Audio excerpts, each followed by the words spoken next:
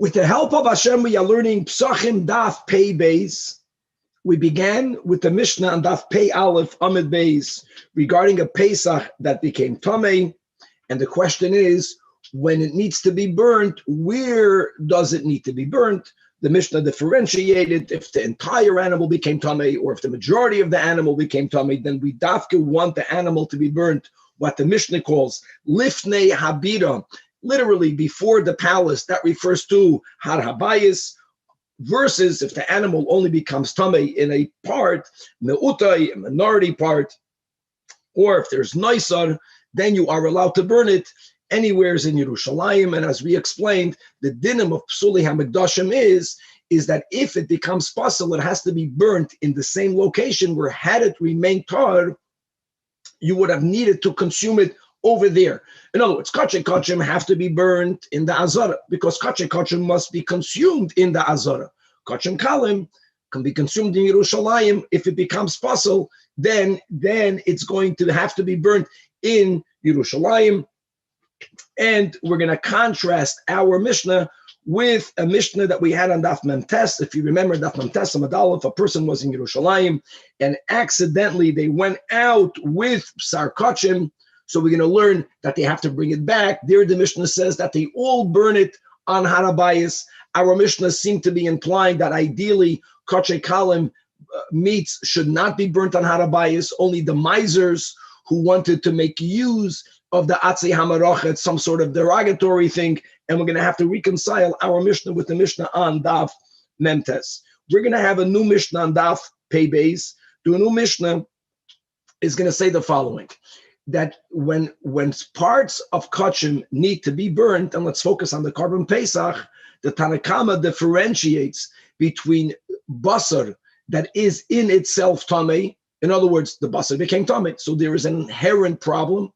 Then is where we say you have to burn it miyad, immediately, versus psar kachim that may not be consumed, but there is no inherent disqualification. So, for example, the blood spilled out, the owners passed away by the Pesach, where the owners have to be alive. So you cannot bring it, but it's not that the meat itself became disqualified.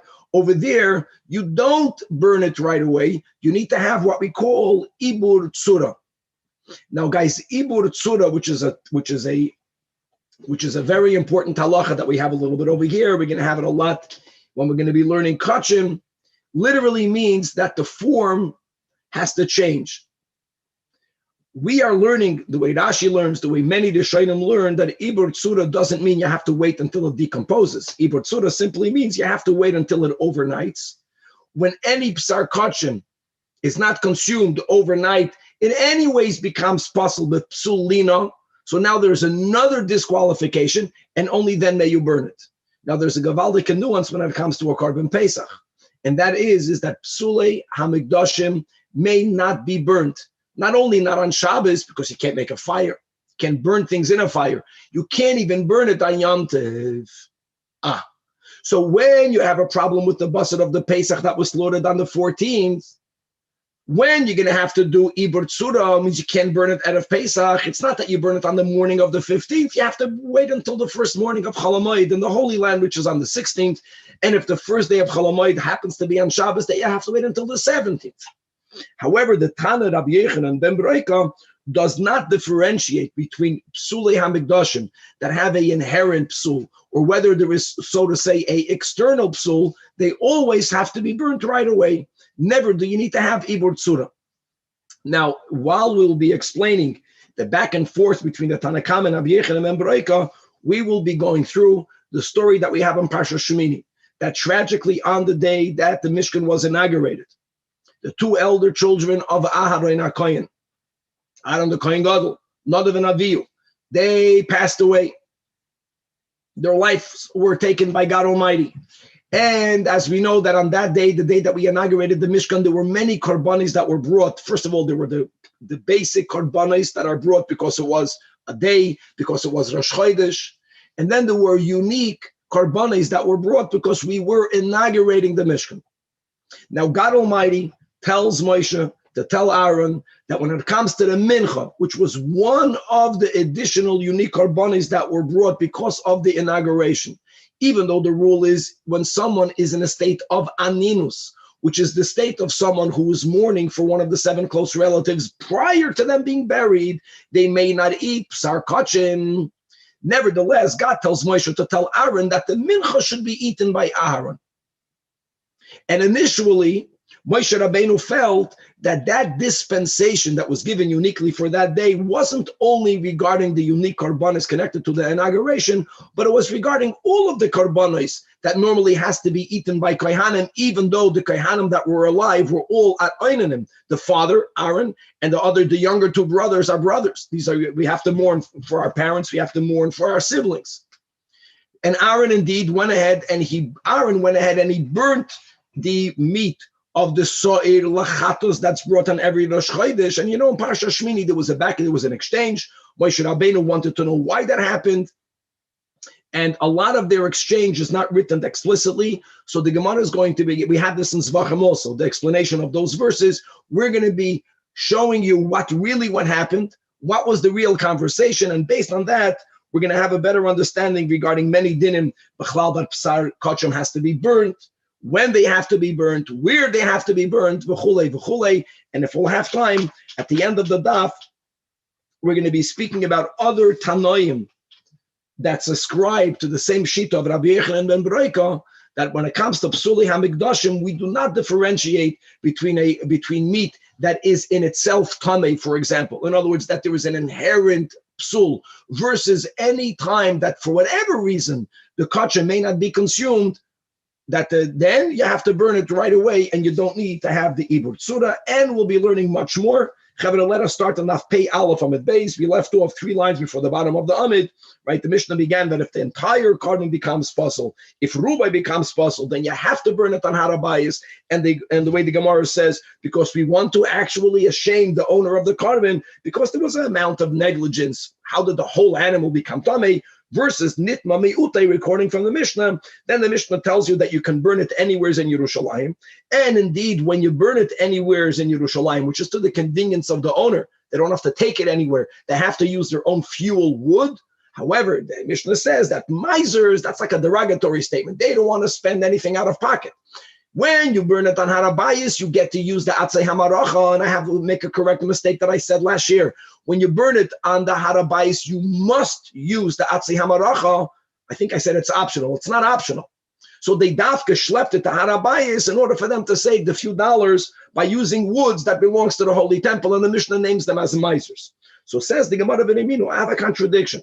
We learned not that long ago on Mentes, Amad Aleph, here in PESACHIM in the Mishnah, if someone walked out of Yerushalayim and then they reminded themselves, they became aware, P'sar Kodesh, and this goes to any P'sar Kodesh. P'sar Kodesh either may not be taken out of the Azara, even Kachay Kala may not be taken out Yerushalayim, and the guy is already on his way. So the Mishnah said like this, that im avar tzoifim, machlokes rishonim, exactly what that means. Is it a specific location called tzoifim, or does it refer to any place from where you can see the Holy Temple? But if you are relatively near, you're outside Yerushalayim, but you're not that far away. I'm sorry, if you went beyond that place, that means you are far away. So here, since you took the P'sar Kodesh out b'shoigeg, inadvertently, there we don't demand of you to inconvenience yourself of walking back. So therefore you have to burn it, because the meat is puzzle, because it's called psul yoitze. But we're b'mekayim, in that location where you became aware. However, v'im lav daf pei beis amad aleph on top of the amit, again we're quoting the Mishnah on daf memtes, chayzer v'sarfai, you have to go back. Going back, l'chayder should have meant you go back to Yerushalayim. But the Mishnah says you have to burn it lifnei abira, me'atzei hamaracha. And that doesn't seem to fit our Mishnah that is basically saying that no, Kachay Kalim, if you bring it back to the Harabayas, oh, you're the miser, you're trying to economize the few pieces of wood. And there the Mishnah says that you have to bring it back, or it's acceptable for you to bring it back there, and you're not titled, you're not labeled as a miser. Right, the Mishnah, the Lashon in the Mishnah was Hatzaikonin.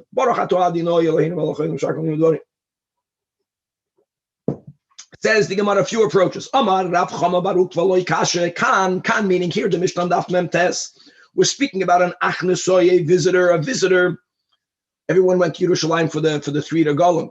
You don't schlep wood. You don't have wood.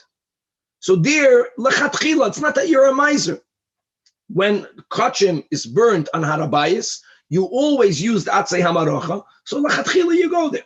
Kan, our Mishnah Peyalef Amid Beis is bebal habayis. Bal habayis means you reside in the holy city. You reside in Yerushalayim. Everyone has wood. Yeah, that's how you kept your houses warm. That's how you prepared your food. That was the fuel then. The gas was the wood. So since you have the wood, use your own wood. Now, if you went lifnei abira, adu bist a miser. Bist a karge. Rav Papa says, I can tell you that both Mishnayos are speaking about visitors. And it makes, because to say that our entire Mishnah is only speaking about a balabayis, the people that live in Yerushalayim, no. However, same concept. Kan meaning the Mishnah in Daf Mem Tes was since, as it says explicitly, shehechzik baderech, you already set out on the road.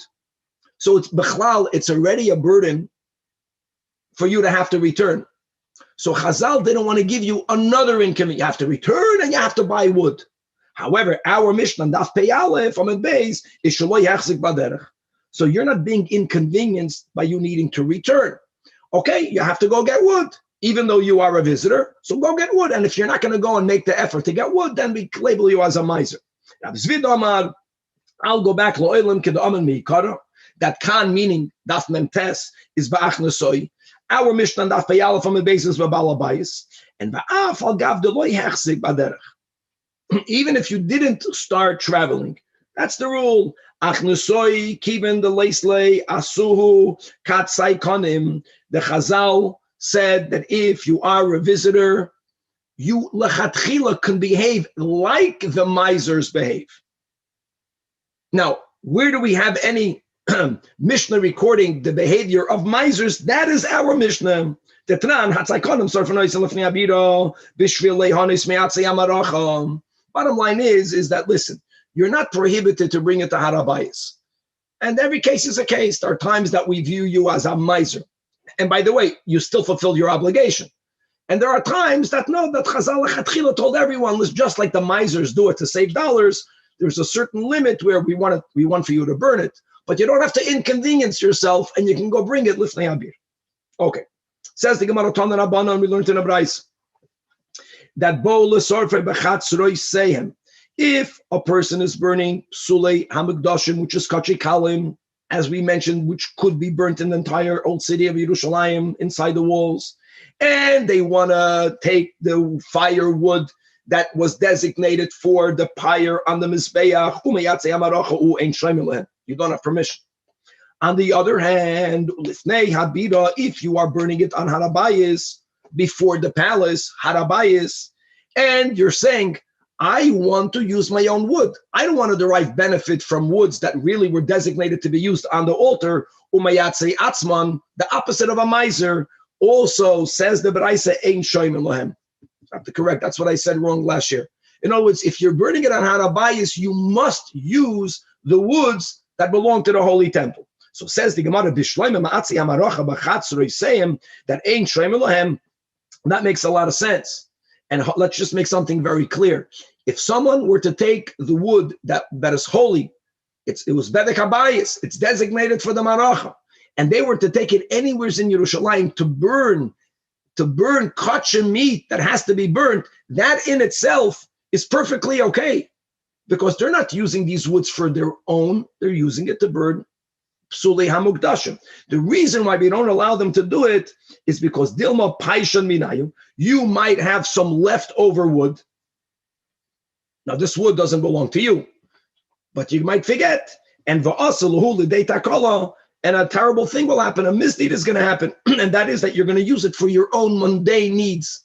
So they don't want anyone to take it out of the temple complex. Yeah, on harabayis it's not a problem, because you're still on temple on harabayis, but it's going to remind you that whatever remains goes back to the holy temple. But on the other hand, if you are taka bringing the psulei hamikdashim to the harabayis, not because you're a miser, For whatever reason, you want to burn it closer to the holy temple, and you want to donate, you want to use your own fuel. Ma'atzei atzman, why would the Braisa not allow that as an option? My tamaloi. So here we have a machlekes, Rabbi Yosef and Rava. Rabbi Yosef says, Shaloi levayish es misha ein loi. How beautiful. It's definitely theoretical, admirable that a person is not going to use something that already belongs to the temple. The downside is that those people who cannot afford to bring their own wood, and they will take wood from the maracha, which is legally okay, but people are going to start to contrast. You see, the Reuven out of pocketed. Shimon took it from the temple, so it's going to shame Shimon. So they equalized it. If you burn it on Harabayas, everyone is taking ma'atzei hamaracha. Rava says, no, mepnei achshad. Achshad is like we just learned. If I am going to be using my own wood, and all of it will not be burned, I will theoretically be allowed to take the remainder back home because it's mine. It's not bedek habayis. But the observer won't know that I brought my own wood. On harabayis, you certainly are allowed to use atzei hamaracha. So someone is going to suspect the owner who's going to take the remaining wood back home, or gewalt, that he's even accidentally, but he's taking woods that belongs to the bedek habayis. So that's why once you go on the bedek, once you go on the harabayis, you got to use atzei hamaracha. And what's the practical difference between Rabbi Yosef and Rava? Says the Gemara, what's going to happen if the person wants to go out of pocket, but the I say konei v'chara yusa. He wants to bring reeds. He wants to bring dry palm branches. He's bringing woods that were never used on the ma'aracha, the loichazal ma'aracha, which means that a observer will know that this wood does not belong to the bedek habayis, that this wood belongs to the owner. So there won't be achshad. So if lirava, it's going to be permissible. However, according to Rabbi Yosef, that we don't want to shame the one who cannot afford or has a harder time affording his own or her own personal wood. So they equalized it that once you go to burn it on the harabayis, everyone is going to take the woods that were designated for the ma'aracha that may be used for burning psulei hamikdashim. So does that exclude the possibility of anyone being considered a miser? So Baruch is asking that since there were circumstances, as we learned on top of the Amid, that who was going to go there? Only the misers. So why are we not afraid that that person will be labeled a miser? Good question. So I want to give you a Hasidic answer, that I would be rather me be labeled a miser than my activity make another Jew look bad. Because it's about, will I look bad or will someone else look bad? So which one do you pick? God knows the emes. If it's about giving a bad appearance, so then I'll take it on me. I think that's a good midah. Okay. Wonderful. Now that we brought a machlokes Rava and Rabbi Yosef, so that's the way the flow goes. Now we're going to have another. We're going to quote a Mishnah in Talmud, where we're going to have a similar machlokes Rava and Rabbi Yosef. So tonight also we learned to Mesechtes Talmud. And a quick, short intro. Just like eventually the Kohanim were divided into 24 groups, as were the Leviim, so were the Yisraelim. Just like when I bring my private carbon, it's important for me to stand and to watch my carbon be brought, even though it's not necessarily essential, but it's good for me to watch it. Just parenthetically, today when we do kaparas, you don't have to watch your chicken getting geschachten, but people watch that, similar to this. So all of the communal karbanos that are brought on behalf of the community, you have representatives from the community that actually went to Yerushalayim and they watched the karbanos being brought on behalf of the whole Jewish people. And they were called the ma'amodos, from the word maimat, from the standards, from the observers. And just like the Kahanim were divided into 24 groups, so you had 24 groups of ma'amodos with a lot of pratim. Some of them went to Yerushalayim, and they had certain tasks that they were given. So says the Mishnah that the head, every group, had what they would call their leader. So Rosh Maimed, not only did they only observe, they did other things as well, including Maimed es hatmeim al shara mizrach. If you had a coin, and the coin became tamei. And let's just appreciate that the Kohanim, it's not only that they only work 2 weeks a year. First of all, it's not exactly that. So you had these groups. Every group was called a mishmar. Ultimately, there were 24 groups. they worked 1 week at a time. But a year that has be'erech, let's say 53, 54 weeks, so during the year, there were 2 separate weeks. It wasn't consecutive, where it was their designated week. They also had on all of the regalim, all of the kaihanim were in the Beis HaMikdash. They needed to be available.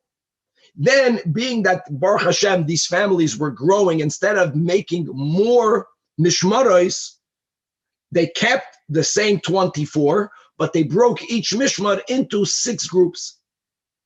And every one of those 6, Beis Av, were the ones that did the avodah on one day. Shabbos, everyone was together. Point is that it was a kohen would have, let's say, 2 days a year, aside of the regalim, where he would have the opportunity and the merit to do avodah in the Beis HaMikdash. Now, if a kohen became tamei, and there are many times that you can argue that if you would have been more mindful, you would not have become tamei. So the Mishnah says that the head of the maimed would take the kohen and he would stand him in a specific place. Everyone should see in the Shar HaMizrach, oh, those kohanim, they are tamei. That's the Mishnah. Now, why were they, so to say, put in that position? Publicized that they're tummy. So here we have a similar machlokes. My tama, Omar Rabbi Yosef, Kadei Lavaisha, like Rashi we just spoke out. No, it's since a kohen knows it's really my Monday, my Tuesday. So 1 day, 2 days a year, and he became tamei. So everyone is going to notice that this kohen became tamei, and that was not a punishment. I see this more as a preventative measure. People knows that if this will happen, I'm going to be. Everyone is going to notice it. I'll be more mindful. Rava says same concept of neachshad. What's the chshad? So Rashi says that someone will suspect that, you know why this kohen is not here in the temple doing the avodah? Because he has a day job and he's getting paid a lot of money and he doesn't want to lose out that opportunity. So at least everyone is going to see he's not working. He's the whole day standing over there in Shar HaMizrach. So it will become clear that he's not doing the service because of his own personal interest. He's only not there because he's tamei, because all of the tameim are standing in Shar HaMizrach. And again, my benayu, the practical difference, ike benayu, either mefanke. Mefanke today in modern English is a trust fund baby. People that we know, they don't work. So no one is going to be choished them that they didn't do the avodah in the Beis HaMikdash because they're working the own day. The bechlal don't work. So according to Rava, such a Jew doesn't have to be so to say, designated to stand the whole day in Shtar HaMizrach, or even if a person has a job, but the Gadol Shishura. Gadol Shishura in the times of the Gemara, someone whose living was to braid ropes, to make ropes, they got paid a very small amount of money, very low income job. So no one is going to suspect that a kohen is going to forgo the merit of working in the Beis HaMikdash to make a couple of pennies. Zoisloy. So in such a scenario, again, if the reason according to is like Rava, then he won't have to stand in Shar HaMizrach. But if the reason would be according to Rabbi Yosef, Kadei Lavaishan, then absolutely they would make him stand there as well. Okay, this is another daf. We're going to start pure out of Kachim. We're taking it for granted that Psulei HaMikdashim, it means consecrated meat, if they become invalidated, Psulei HaMikdashim have to be burnt. Where Bechlal do we know that? We're going to learn in the Gemara. The Mishnah is going to focus on when do they have to be burnt? Do they have to be burnt at once, miyad, immediately? Or do you have to dafka wait until there is another invalidating factor, which we will call that to ubar tzurasai, or ibur tzura, literally means its form changed, overnighting it. Anyways, it's possible because of lina. Lina means that it got overnighted, and then you burn it, says the Holy Mishnah. HaPesach sheyotza, if the meat itself left, meaning it left Yerushalayim, or if the meat became impure, in other words, the psul is in the meat, that which needs to be burnt, that itself is the problem, then not only do you, a given, you have to burn it, but you sarif miyad, you burn it at once. No need for ibur tzura. We're speaking about a Korban Pesach. Korban Pesach was slaughtered on the 14th. So if it becomes invalidated because it left Yerushalayim, because it became Tamei, there's absolutely no problem burning it on the 14th. It's good. However, if the reason why it's invalid is not because the meat itself is pasul, but because nitmu ahaba olim, and guys, we have been learning the unique rule of, let's put aside Nazir, let's just focus on Pesach. That even if the Korban Pesach was not consumed at the end of the day, and according to some Tanoim and Rab, after the fact you're good, but everyone agrees that when you shech the Korban Pesach, the owners need to be fit to consume it. And if it was slaughtered for owners that were tamei, or if the owners are not, they passed away, so that Korban Pesach is also not valid. But the problem is not in the meat. You understand? The problem is that there's no owners to consume it, or the owners were not halachically fit to consume it. So that's an invalidating factor. It's possible, but that's not an inherent. It's not a psul haguf. So the Tanach holds, the Chachamim hold, yes, you have to burn it, but you can't burn it right away. You have to wait for ibur tzura, which we will teach means, according to Rashi, you have to wait until the next morning. Korban Pesach can only be eaten that night. If anyone were to leave over the Korban Pesach, it's anyways called noiser. Make it into noiser.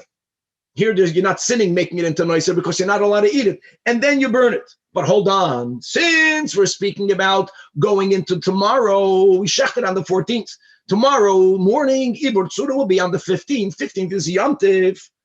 And as we will be learning, that one may not burn Psuli HaMikdashim on Yom Tiv. And I know many people can ask, why not? If it's a mitzvah to burn it, now we have to have the source. That will be today's stuff. But once we establish it's a mitzvah to burn Psuli HaMikdashim, why can't you burn things on Yom Tov?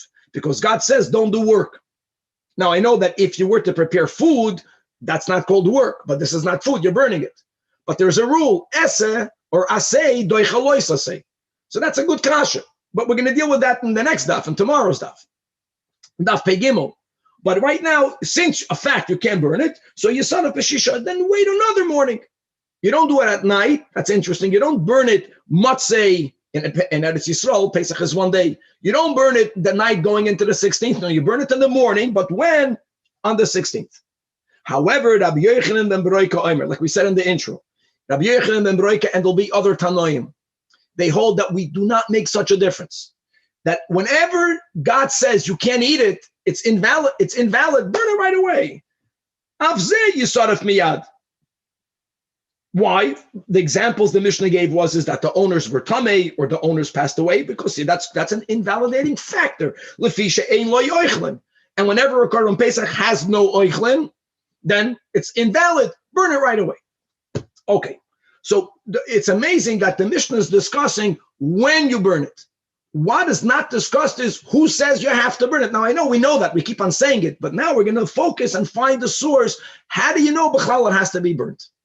And let's also not forget that there's different reasons why things have to be burnt. Really, you might have to find a source for each category. You know, there's the basar becoming tamei, and then, like we said, by our Korban Pesach, the basar was not tamei, but the owners were tamei. They're also, how do you know it has to be burnt? I just want to refer that at the end, the siyum of Masechtas Tmura, for those who learned it, for those, God willing, who will learn it, that's the whole last, the bottom and the whole amud is many times that are invalid. Even when we are afraid that leaving it out in the open will bring someone to accidentally eat it, many times burying it is enough of a solution. And that's the whole end of Tamura.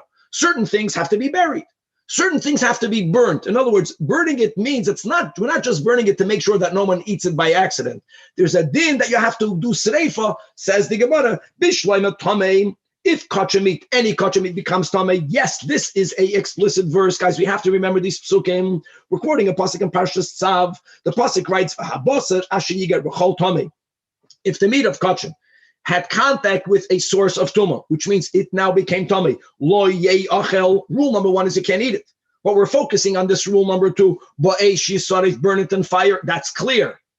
That's now, I know the Mishnah doesn't say, the pasuk doesn't say when. Okay, that's what our Mishnah is talking about. But the source is based on a explicit verse. But Ella Yoitze, which is also part of the first case in our Mishnah, Yoitze means that since the meats left the area in which they needed to be consumed, so whether it's kachei kachim, it left the azara, or it left the curtains, whether it's kachei kalam, it left chomes Yerushalayim, how do you know that you have to burn it? The answer is the Gemara. That here again, we said Aaron went ahead, and not only did Aaron went ahead and he took the goat that you bring every Rosh Chodesh. There's a soir lechaper brought on every Rosh Chodesh, and that soir was also brought amongst the other unique karbanos on the day that Aaron inaugurated the Mishkan. We're not speaking about the Shivas Yemei HaMaloim, but we're speaking about the Shmini LaMaloim, Rosh Chodesh Nisan, the first time Aaron and the sons worked on the Beis HaMikdash. So they offered the karban chatas, the Rosh Chodesh chatas. However, normally the meats of a chatas are eaten by kohanim. They also burnt it. And Moshe Rabbeinu asked Aaron, why did you burn it?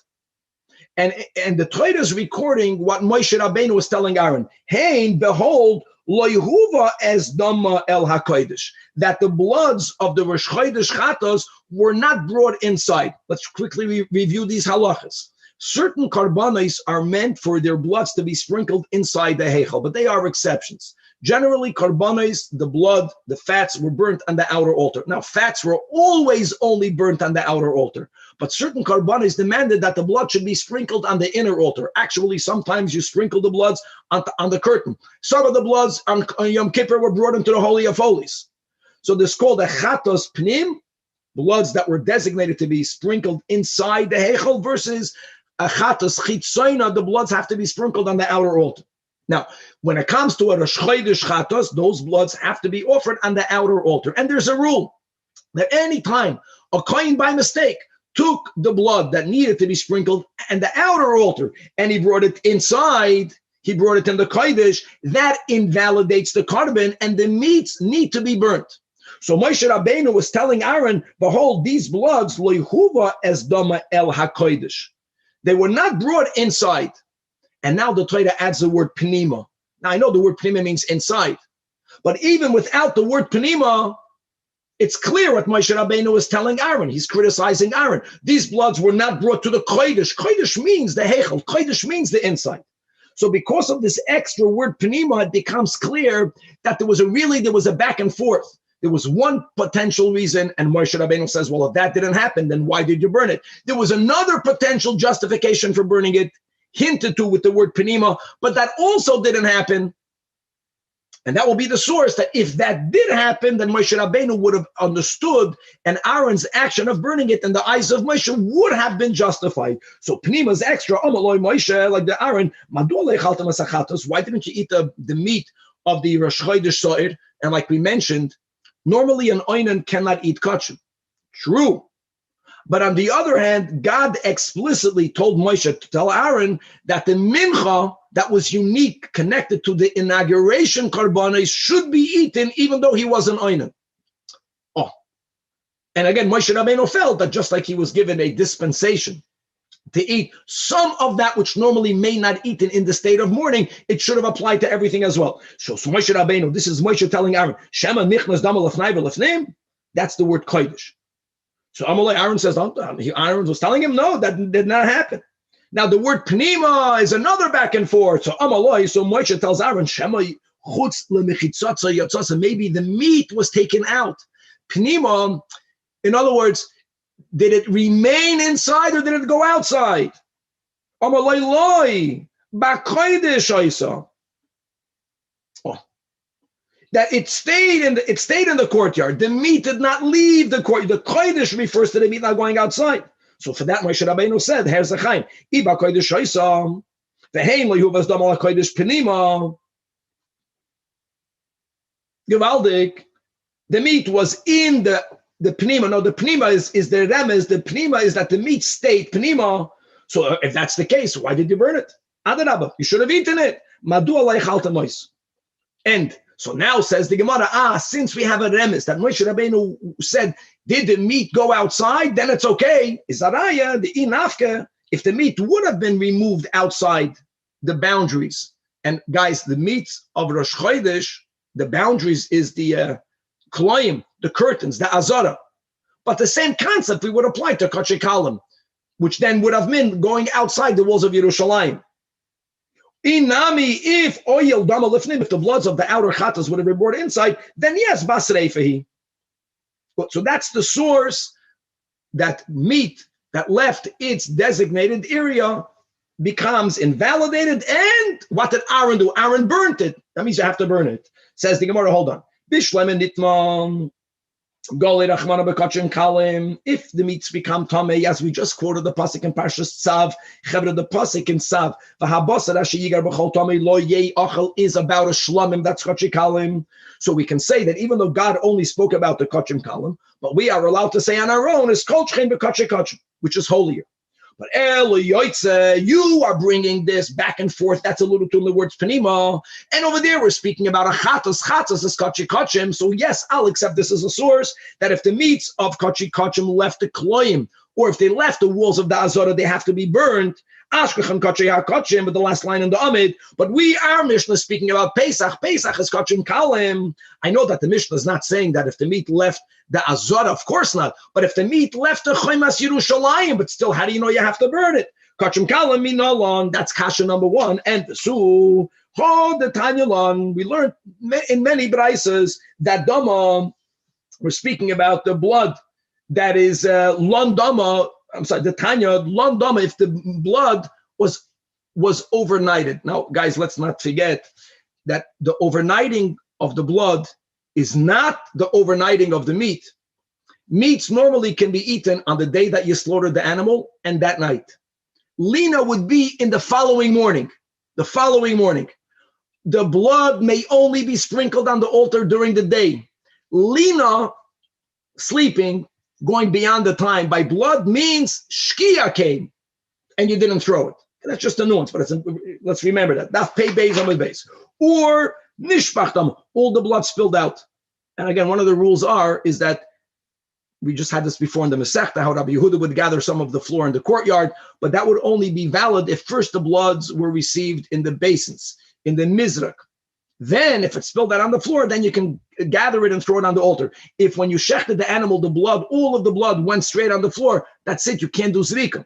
Or yatsa dama, the bloods were taken out, where chutz l'klayim. So then, and the Braisa says the kaimalon b'sreifa, again, minolon, same kasha. That Braisa is not only speaking about Korban Pesach, it's speaking about all kachi kalam. Based on how do you know kachi kalam from that pasuk? Answers the Gemara, that our Mishnah, that Braisa, nafkalon from Rab Shimon, bid Rab Shimon, the Tanya Rab Shimon Oimer. Oh, now we're quoting yet another verse. So we have the pasuk that we had in the beginning of the Gemara,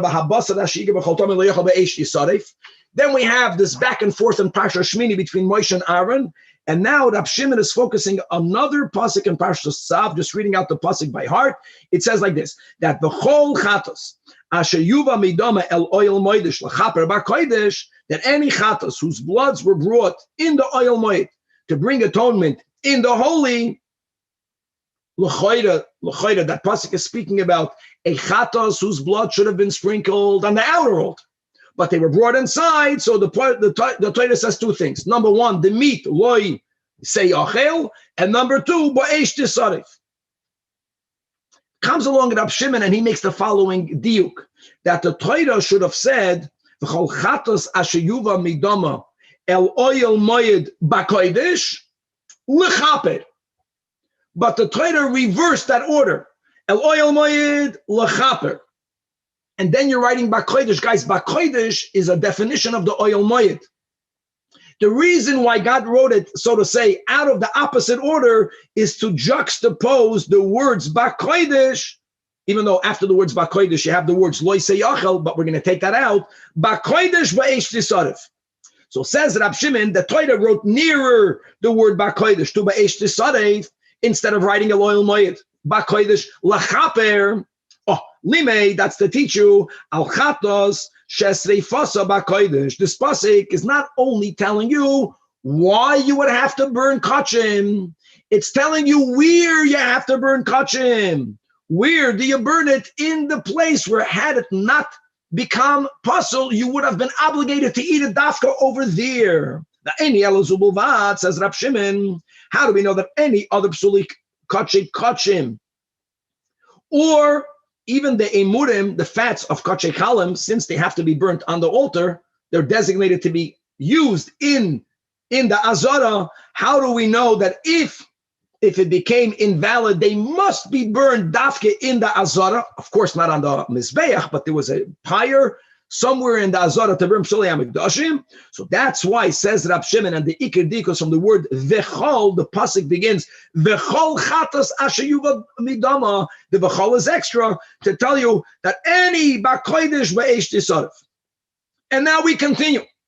So first of all, we have over here, any Psulei HaMikdashim needs to be burnt and needs to be burnt inside the area where it needed to be used in avoida had it not become possible. Says the Gemara, Ashkechem Kache Kachim, which is the case of Cholchatos, but Kache Kalam Minalan.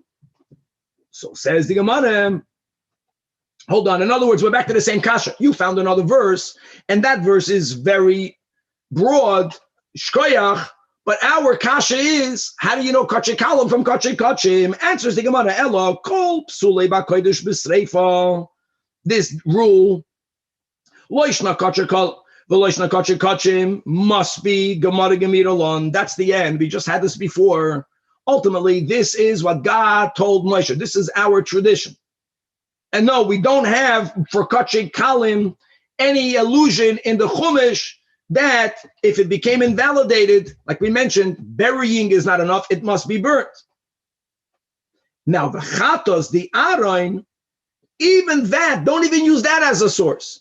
The reason why the Torah recorded the conversation between Moshe and Aaron, and it added the words Penima, and all of that is a remes, that if the dam would have been brought inside, or if the meats would have been taken outside, it has to be burned, it wasn't written to teach you that din. That din we already know. It's simply recording the conversation that went back and forth. And not all of it was recorded explicitly. Some of it was recorded implicitly. Okay, so where are we at? We're at the concept that if basar kachim kalim were taken outside their designated area, Gemara Gemidolan, we have a tradition that these meats not only are puzzle, but they have to be burned. Says the Gemara, Latana devei Rabba Baravua, that says afilu pigul. Pigul is a inherent invalidation. Pigul means that during any one of the four steps, shchita, kabbalah, hilach, and zrika, or by the mincha, kemitza, nesina, bekeli, sheni, hilach, and haktara, the kohen or the owners had a machsheves chutz lizman. They had in mind that some following step will be done, but beyond it's a lot of time. That dear ton iburtsura. Where do we know that from? Where do we know that from? That you have to destroy it, but you're not allowed to destroy it right away. Even pigul that has an inherent psul, you have to first overnight it. How do you know that from? And the answer is Yalif Avin Avain Minoisad, as Rashi brings the psukim, that you have the word Avain by pigul. You have the word Avain. You have the word Avain by Noiser. Noiser by definition means you overnighted it. Every noiser by default is ibur tzura. So we make the Gzeira Shava to learn that just like by noiser avain is ibur tzura, same thing is by pigul. Now we have a kasha. What's our question? Now that we established that when it comes to Chatos Aaron, that they went ahead and they, if the meat would have been taken out, then Moshe Rabbeinu said to Aaron, then I agree with you by burning it at once. In other words, we do have a remes from Chatos to Aaron that psul yoitz, if the meat was removed, it has to be burnt right away. By Chatos Aaron, the Torah also uses the words avain. So if you have a Gzeira Shava, that's the way Gzeira Shavas work. God gives you the words, but you have to decide which are the words, which words are you using. So why are we using it from Naisar? Why don't we learn the same avain from Chatos Aaron?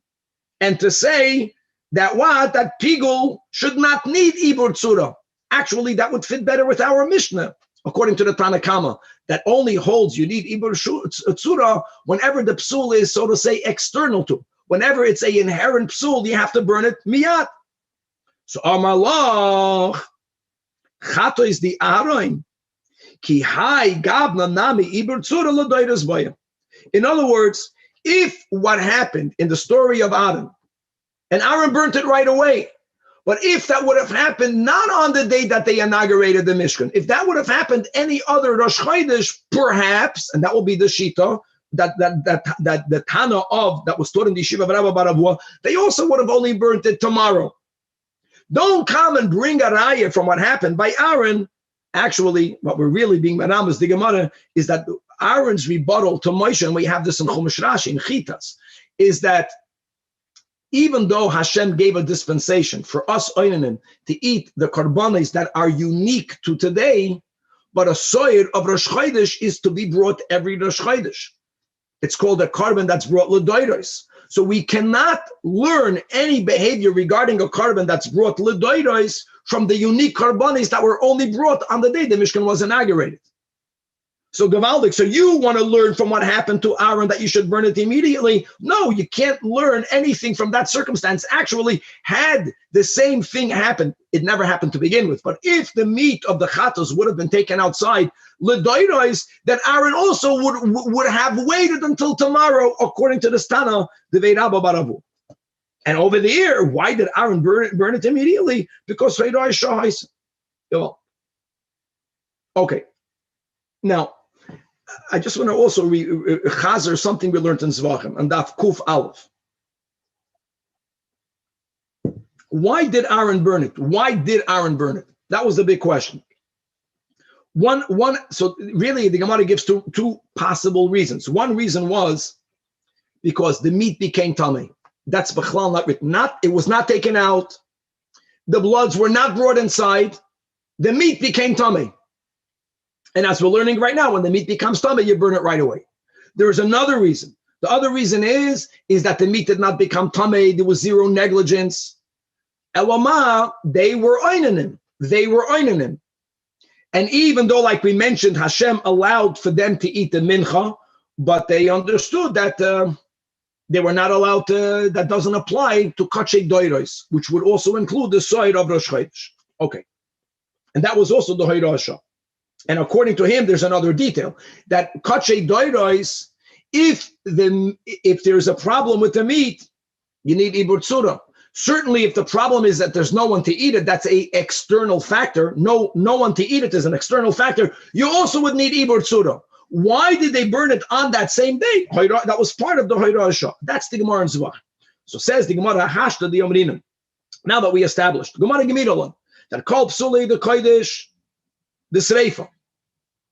And even though we find that explicitly by Kachei Kachim, but we have a tradition, Loishna the Kachei Kachim, and Loishna the Kachei Kalim, all Gemara Gemidolan.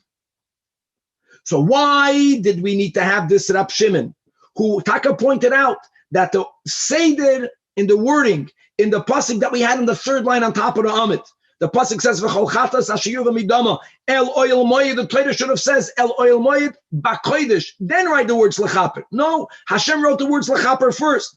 Ba'kodesh ba'esh tisaref is coming to teach you where it has to be burned. Lamali.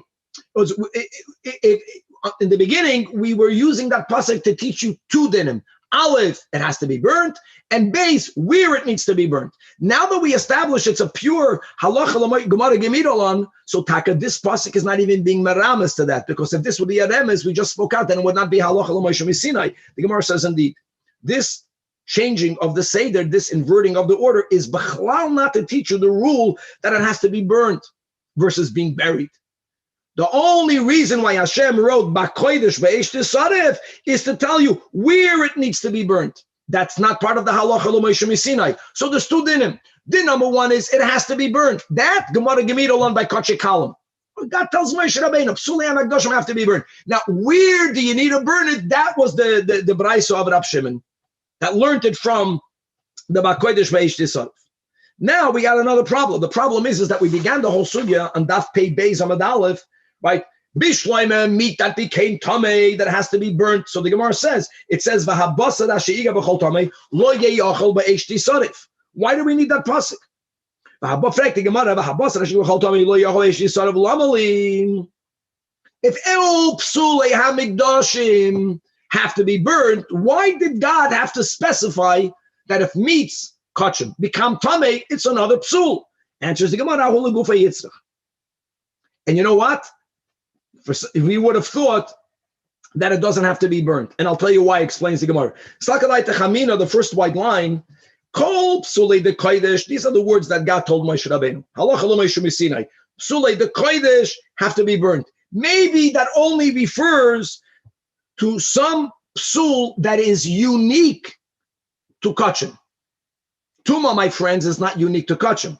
For example, if truma becomes tama, you can't eat it. If ma'aser sheni becomes tama, you can't eat it. The problem of tuma is not unique to kachim. Maybe that halacha l'moishe misinai, that gemara gemidolon kol psuli de kodesh is only if lam dama, if the blood was not sprinkled until shkia. That's unique. By chulin, we don't make use of the blood at all. Irrelevant. Or nishpach dama, the fact that it was not received, it poured out. Or v'yatza dama. Or even if the kachim were slaughtered that night. Now, chulin can be slaughtered any time. By the way, we learned this in chulin. In those days, they would not slaughter animals at night. But that was for technical reasons because they cannot see good what they're doing. And that's why many people say because of modern electricity that you can slaughter at night in a shlachtos. The indoors is just as well lit up by night as by day. In other words, if something happened that you need to catch him, we would have thought that is where God told Moshe Rabbeinu, it became possible, it's bakoide, it's kachim, burn it. Because the second line, the leis no bechulin, and we erroneously would have thought aval nitma. But if the issue is that kachim became tamei, of course tuma is a problem, but it's not unique to kodesh. And indeed, the bechulin nami nifsel. Not that normally there's a problem with tuma by chulin, but by truma there's a problem. By ma'aser sheni there's a problem. Or you can add if people took upon themselves to eat chulin betara, as we'll learn in chagiga. So then. Weiter, it's a problem. Tuma is a more generic problem. Then I would think, Ema hoyel v'isaved be'uvden the choyel, since some disqualification happened to it, which is not unique to kachim, Ema loy tiba yisreifa. Not that we're suggesting that nothing has to be done. Like we spoke out at the end of Truma, we have a whole concept of bury. So tizgalei b'kfur, bury it to make sure no one will accidentally eat it. So that's why we do need to have one explicit verse also in Parshas Tzav, v'habasar asher yiga b'chol tamei. Even if the problem is the issue of tuma, not only may you not eat it, but you have to burn it. Okay, so that's nice. Good to remember. PESACHIM daf pei beis. We ultimately concluded, even though there was a back and forth between Moshe and Aaron, that is not enough to tell you a rule by Kachekalim. There's a Gemara Gemidolon, Psulei HaMikdashim have to be burnt. And what's the question? Now we'll come back to our. Now this is the question: Do you have to burn them right away, or do you have to wait until the next morning? And in our Mishnah we had a machloikas tanoim. You had the Tanakama. He differentiated. If the problem is in the meat became tummy. The meat left. Burn it right away. By a Korban Pesach, right away means on the 14th, no problem.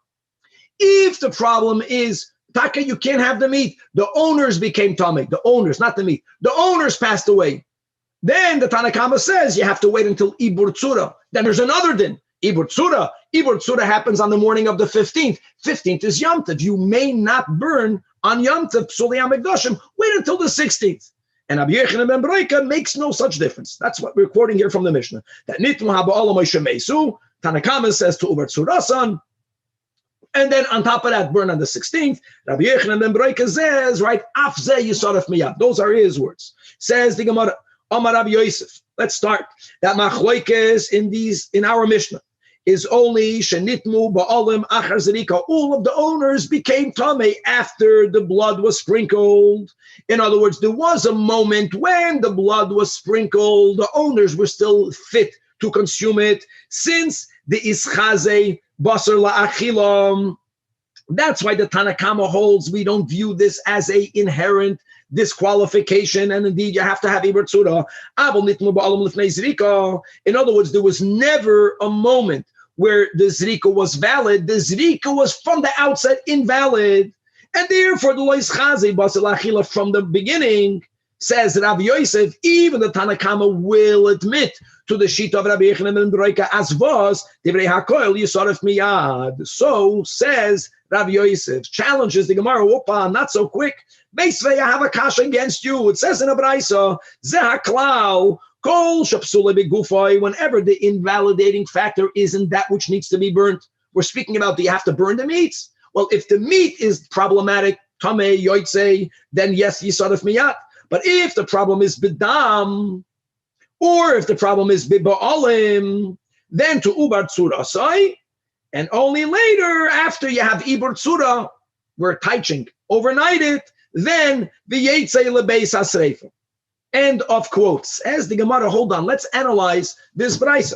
It says, ba'olim, we put together dam or ba'olim, so they have to be the same. Ba'olim, duma de dam.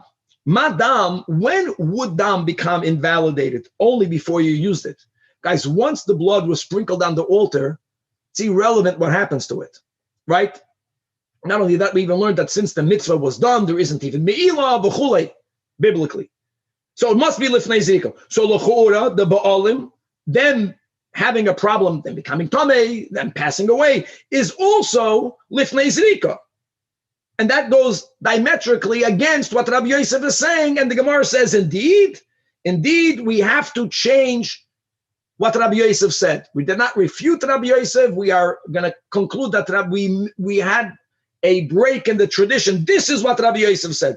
Again, this is what Rabbi Yosef is saying. Since the lo yischazi basel achilom, since the meat never had a moment when it could have been consumed, and that's why it's like a psul begufay. Rabbi Yosef is not limiting the Tanach. Rabbi Yosef is justifying and explaining the sheet of Rabbi Yochanan ben Broika. That's why Rabbi Yochanan ben Broika says it has to be burnt right away. But if nitnu ba'alam la'achar zrika, since the ischazi basel achila, when you did the zrika itself, even Rabbi Yochanan ben Broika will agree that you cannot burn it right away. And therefore, you need to have ibur tzura. Whoa. Okay, let me go back. So this is all in the Tanakama. So the Tanakama holds that if the basar becomes pasol lifnei zrika, sul begufay, nitnu balam lachar zrika, you need ibur tzura. No, good. So I said correct. That Rabbi Yosef is explaining the shita of Rabbi Yochanan ben Broika. The Tanakama holds you always have ibur tzura. Even Rabbi Yochanan ben Broika that says you burn it right away, Rabbi Yochanan is only saying it according to Rabbi Yosef if the meat was never valid. But he is moida that if when you sprinkled the blood, the owners were tahor and they were living, he'll be moida that you have to have ibur tzura. That is the shita of Rabbi Yosef bishitas Rabbi Yochanan ben Broika, and Rabbi Yochanan disagrees with him. The Amoida. Rabbi Yochanan says that afla achar zrika nami machloikes, that Rabbi Yochanan ben Broika never makes such a difference. Rabbi Yochanan ben Broika does not differentiate whether there's a psula guf or not. He holds whenever you have to burn kachim, halacha l'meishim misinai, psulei hamikdashim have to be burnt, you always burn it right away. So b'chlal, there's no issue that you can't burn psulei hamikdashim on Yontiv, and you can't burn it on Shabbos. You don't delay it to the 16th, you don't delay it to the 17th, you burn it on the 14th itself. In other words, Rabbi Yosef limits Rabbi Yochanan ben Broika, and Rabbi Yochanan does not. He says that in all scenarios, you have to burn it right away. Chevra, will stop over here. And God willing, we're going to see that based on the Rabbi Yochanan's understanding in our Mishnah, he therefore made a statement that we'll quote in the beginning of the next year to be continued. L'chaim.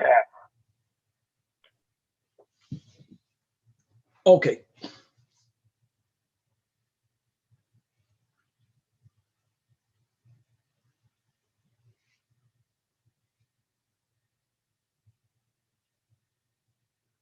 Guys, the next daf is very easy, and it's going to take us back to Chulin. It's going to be more Chulin. Okay, here we go.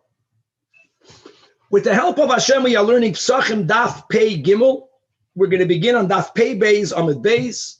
We are in middle of analyzing the machlokes in the Mishnah on daf pei beis amid aleph between the Chachamim, the Tanakama, and Rabbi Yochanan ben Broika. Let's focus on Rabbi Yochanan ben Broika.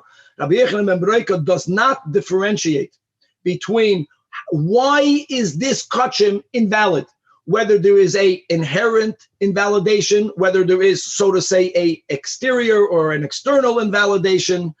According, at least, to Rabbi Yochanan's understanding of the Tanach Rabbi Yochanan ben Broika, you always have to burn it right away. And as we learned, Bekitzar on the whole daf pei beis, that we have a Gemara on Psulei HaMikdashim have to be burnt. We have in the verse According to the Tanach Rab Shimon, that whenever you have to burn Psulei HaMikdashim, you got to burn it in the location where it should have been consumed, had it not become puzzle. The question is, when do you burn it? So we had in the Mishnah Machlokes, and we have the Shita of Rabbi Yochanan ben Broike, and we left off with Rabbi Yochanan's, the Amoyed Rabbi Yochanan's broader application of the Shita of Rabbi Yochanan ben Broike. And we're going to start today's shiur by pointing out that according to Rabbi Yochanan, that unique Shita that we always burn kachim immediately is not only shared by the Tana Rabbi Yochanan ben Broike, but it's also shared by the Tana Rab Nechemya. And actually, you have, according to another Amoyda, Rabba, not only 2 Tanoim, but you have 3 Tanoim. Rabbi Yossi Aglili will also subscribe to this Shita. We're going to start on Daf Pei Gimel Mishnah. Now, the Mishnah is based on the following. There is an interesting, unique halacha regarding the Korban Pesach, that its bones may not be broken. Now, certain bones have no marrow in them. Fine. However, many bones in an animal have meat. Marrow has a halacha of meat in the bones. All kachim have an expiration time. If the meat was not consumed up until a certain point, if it was noisad, if it was left over, it becomes pasul and it has to be burnt. So let me ask you something. What's going to happen with all of the bones of the Korban Pesach that have marrow, marach, in them? Even if you want, you can't eat it because you can't break the bone open.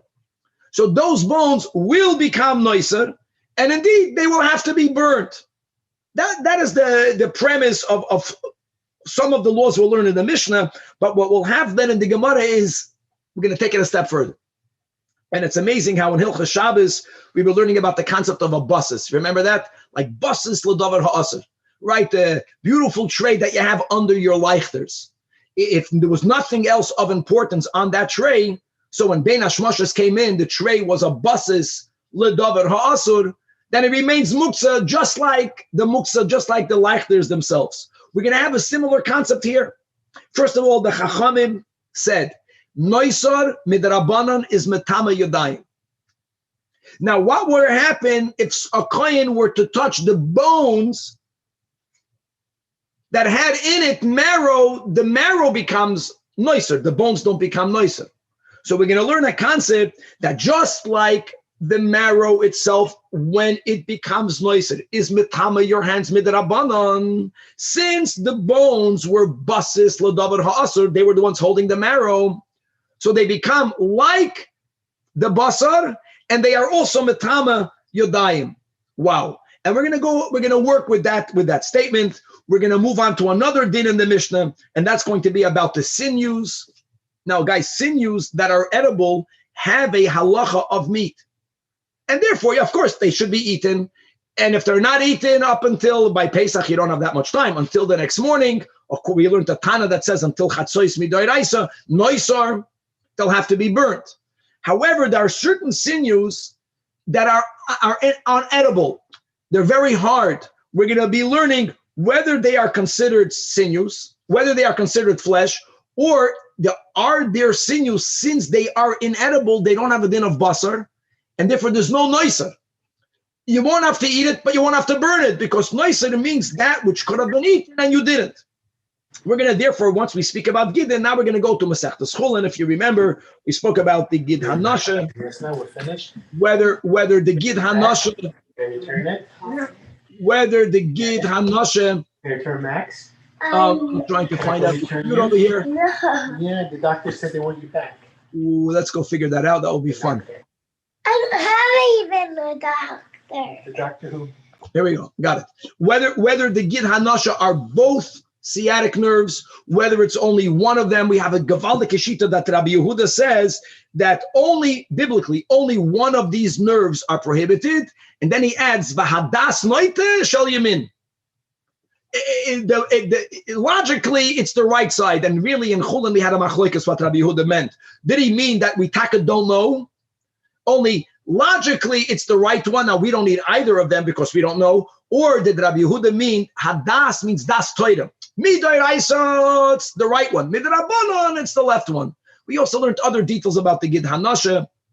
It's not that relevant yet because at least not Ashkenazim, we didn't have the Mesoira as much as other the Sfardim have it. So it's common by us that we don't eat the hind part of the animal, right? But if you know how to do nikur, it's a whole chachma. Now, guys, when it comes to the Korban Pesach, you needed to do nikur because you have to eat the meat. You can't be machmed. Let me just sell the back half of the animal to the goyim because I don't know how to take out the sciatic nerve. So you have to learn these dinim. Now, does the sciatic nerve include the fats that go around it? You have the inner nerve. You have the outer nerve. If people have the picture books from Chulin, it might be helpful to see actually what it is. But we're going to be chazeting a lot of those dinim. We will also be reviewing the din that we already learned in the last year, that noisar and really any psuli hamikdashim, even though it has to be burned, may not be burnt on Yom Tov. May not be burnt on Yom Tov, as we explained, is because we're not allowed to burn things on Yom Tov. Asher yeyasa, right? Oichel nefesh, hulavada yeyasa lechem. Oichel nefesh can be burnt on Yom Tov. And by the way, biblically, you can actually create a fire on Yom Tov. Even rabbinically, we don't create a fire, but once we have a fire, we can pass the fire, we can make the fire bigger on Yom Tov for oichel nefesh. If something is going to be burnt, it's not called oichel nefesh. So when we learned it in the beginning, it made perfect sense. So therefore, you can't burn it on Yom Tov, not so quick. The Gemara's question will be, that we'll get to, God willing, today. Since there is a positive commandment to burn psuli hamikdashim, as we will see, or to burn noisar, let's focus on the noisar. Psuli hamikdashim is Gemara Gemidolan, but noisar has to be burnt. The lav of doing malacha on Shabbos, on Yom Tov, is loisasim malacha. Now, guys, on Shabbos, we're not going to say esadoichaloisasa because Shabbos isn't only a lav. Anything that carries the penalty of skila, anything that carries the penalty of kodes, that prohibition will not be, or so to say, trumped by an assay, but a simple lav for Malchus, which is Yom Tov, so that will be basically the daf of today. We left off on daf Pei Beis Amid Beis. We left off 4 lines before the bottom of the Amid. We left off by learning a machlokas amoyroim in the Shita of Rabbi Yochanan ben Broika. That was the conclusion. And Rabbi Yochanan has the broadest understanding, more than Rabbi Yosef, that Rabbi Yochanan ben Broika holds that we never differentiate between an inherent psul, between an external psul. So says the Gemara that Rabbi Yochanan, who touched our Mishnah, that Rabbi Yochanan ben Broika is allowing you to burn the Korban Pesach, even if there was a moment when you were allowed to eat it, because the owners became tamei after Zerika. He's consistent with that which he said elsewhere. The Amar Rabbi Yochanan, 3 lines before the bottom of the Amid, that Rabbi Yochanan ben Broika referring to our Mishnah, that's Pei Beis, Pesachim Pei Beis, and the Tanach Rab Nechemia Amru Davar Echad. Rabbi Yochanan ben Broika had Amaron, a invalidation, right? Even if mamash it's external, nevertheless, since you have to burn it right away. Rab Nechemia, where do we find the same by the Tanach Rab Nechemia? The Tanyas we learned in the Braisa. Rab Nechemia oimer. Gavaldik Chevre, let's Nachamol go back to the back and forth between Moshe and Aaron. Aaron went ahead and he burned the meat of the So'ir of Rosh Chodesh. And like we mentioned in the last year, that really there's a machlokes in Zevachim. Did they burn it because the meat became tamei? Did Aaron burn it because he was an oinen?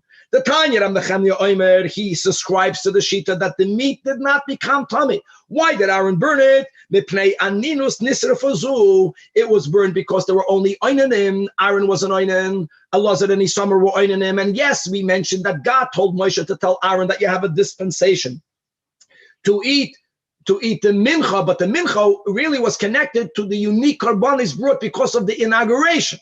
But Soyer Chodesh is a carbon l'doiros, and Aaron understood that that cannot be eaten, and since it cannot be eaten, what did they do? They burnt it.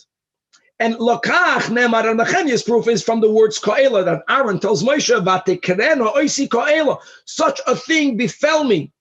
And he says, V'chalti chatas hayom hayita be'enei Hashem. So what do we see? That he burnt it according to the Shita because he was an oinen. Now, aninos is a external prohibition. Why is aninos an external prohibition? This is very important. Look inside Rashi, 10 lines before the bottom of the Amid. Now, guys, he was an oinen before, but it's still considered external. It's like Shechten Gekarlim Pesach when the owners are not Tomei, and later they become Tomei. Farvos, Rashi, middle of a Rashi. I'm sorry, Rashi Divri Amaschal, Hochi Garsin and Voaninus Lachazikadami, because Shafilu Mesu Nadava Aviu Lifnei Zrika, even though de facto they passed away, let's say before the Zrika, Ein Azrika Nefselos Bekach. Guys, don't confuse Korban Pesach and Achatos, because Achatos is not like a Pesach. The Pesach is that unique Korban that is lechatchila brought for it to be consumed. Not so by Chatos. The ilu Chatos leichashinen loicholen lida. Gewaltig. In other words, the Chatos, the main avoid of the Chatos is the Zrika. That's Rashi. The main point of the Korban Pesach is the Achila. By Pesach, if the owners cannot eat it, then it's invalidated. By Achatos, there is no inherent problem. Now, yes, the fact is you can't eat it. The fact is it will become nicer. So what did Aaron do? He burnt it right away. So Gavaldik, let's go back inside the Gemara. Aninus is karach hazrika dami, and yet v'chi istaruf. When did Aaron burn the soil of Rosh Chodesh? La'alter istaruf. He burnt it at once. So and the guys, all of this is Rab Nechemia, because in Chulin, like we mentioned, there's another whole shita. Their shita was that Aaron burnt the meat because the meat became tamei. That's an inherent psul. That everyone agrees you burn it right away. But Rab Nechemia, like Rabbi Yechon and Membreika, hold that we don't make such a difference. Now, what's beautiful on Daf Pei Gimel is Rabbi heard what Rabbi Yechon says, and he says, hold on, I have a third Tana. Moisav af Rabbi Yossi Aglili. The Tanya. Rabbi Yossi Aglili Yoimer, Kolo Ingen Kuloi. Now, Kolo Ingen Kuloi, what are we talking about? Look inside the top Rashi. Kolo Ingen Kuloi, the pasuk that we learned yesterday. We quoted the pasuk, and we quoted the Brais of Rab Shimon, where it says, "V'chol chatos asher yuva midama," right? And then with the pasuk El Oil Moyed, right? Lachaper b'kodesh zokt Rashi the Moy kolor abanim saktos v'cham daf pei beis. It's amazing because here in Pesachim we also quoted it on Pesachim pei beis.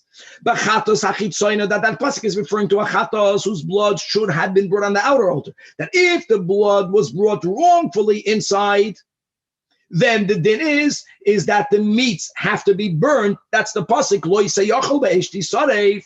So on that comes Rabbi Yossi Aglili. Let's keep on reading Rashi, and he says no, that pasuk is actually speaking about the unique circumstances where korban chatos bloods have to be brought inside. And the examples will be that if there was an erroneous ruling by the Sanhedrin and the people followed that ruling, Roif Tzibur. And then the korban chatos is no longer brought by a yochid, it's brought by the Sanhedrin.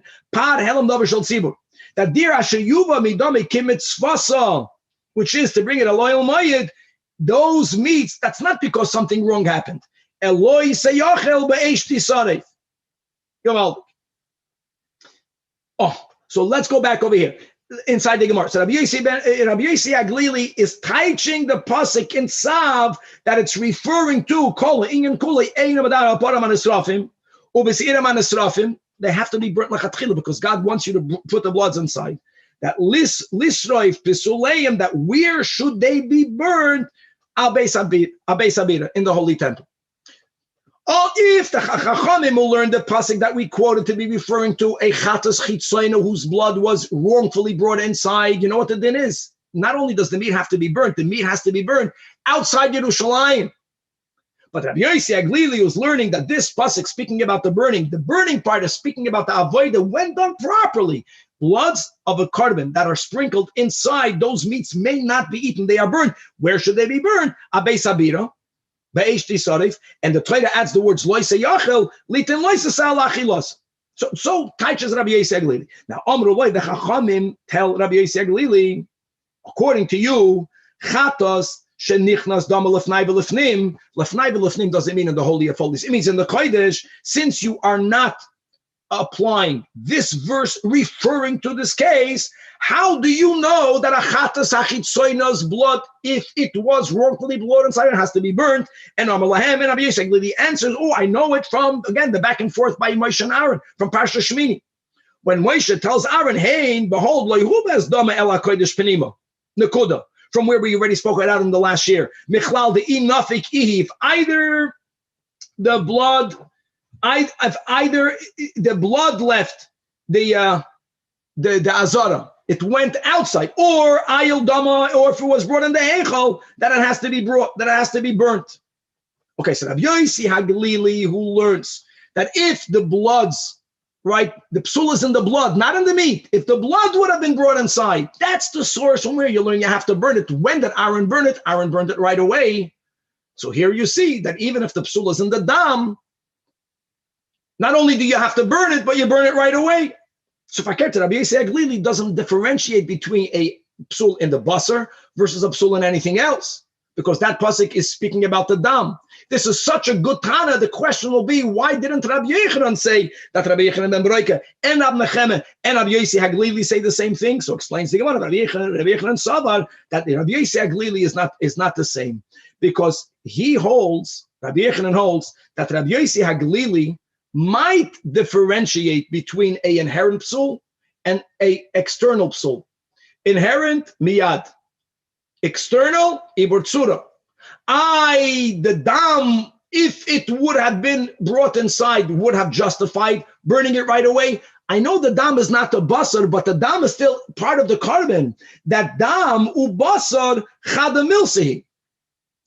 And that's why maybe it should be burnt right away, because we view it as a inherent psul. Ba'alim, which is the case of the Mishnah, where the dam is good and the basar is good, the owners became tummy. Maybe that's mosachriti, and maybe Rabbi Yossi Haglili will not subscribe to that Tana Rabbi Yochanan ben Beroika, especially the way Rabbi Yochanan learns him, that you always burn it right away. So that's why Rabbi Yochanan did not quote Rabbi Yossi Haglili. Okay, Chavra Mishnah.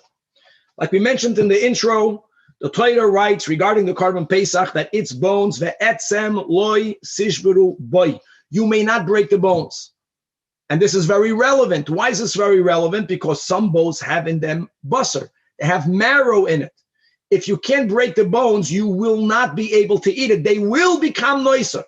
So says our Mishnah, ho'atzoma is the bones, by default, the bones with meat, and the sinews. Now we'll have to clarify in the Gemara what sinews are we referring to, because if sinews are the ones that are not hardened, sinews that have a din like meat are like any part of the meat. Guys, we know that noiser has to be burnt. The Mishnah would not need to specify sinews. So we'll clarify in the Gemara that there are certain sinews that are difficult to be eaten, but they will become noiser, and the normal noiser. Any part of the meats that were not eaten until the morning, or if you hold that the Korban Pesach biblically has to be eaten by midnight, it was not eaten until midnight. So the din is you have to burn it. And like we mentioned, noiser means the next morning. Korban Pesach is brought on the 14th. It becomes noiser, becomes noiser the 15th in the morning. Says the Mishnah, you can't burn it on the 15th in the morning. Yisarfu only on the 16th. Because of the rule that you can't burn kachim on Yontif. And furthermore, if the 16th is Shabbos, well, you certainly cannot burn it on Shabbos. So then you burn it on the 17th. Lefi she'ein doichen, the mitzvah of burning noisar, it's a mitzvah, is not doichen, not Shabbos, and not even Yontif. Says the Gemara, Omar Rav Mari Baravua, in the name of Rabbi Yitzchak, Atzomois kachim sheshimshu noiser. Bones of any kachim. This is not only a carbon. Say by Pesach is unique. You know it will become noiser.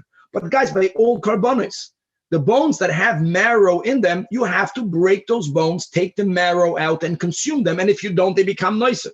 So bones of kachim that served as the holders of noiser, the rabbinic tuma, that noiser is metame es hayudayim, is carried over to the bones as well. Metame es hayudayim farvas gavaldik hoyel v'nasu basis l'davar ha'asim. Anaya application of basis. Says the Gemara, l'chu'ura, Rabbi Yitzchak can lean on our Mishnah. Neima misayela. It says in our Mishnah, ho'atzamois, and the gidim, and noisar.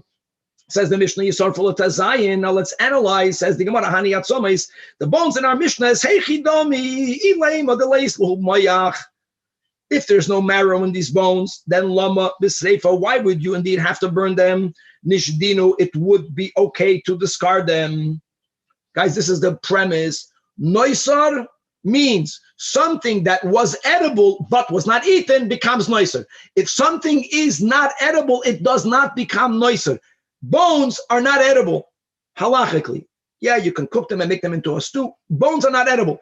It must be therefore elab shita. We're speaking about the bones that have in them moyach, that have some marrow in them. Now, like Rabbi Yitzchak is saying, that shimush noisar milsehi, right, since it was a buses or it was in service of the noisar, that's a factor, that's irrelevant halachically.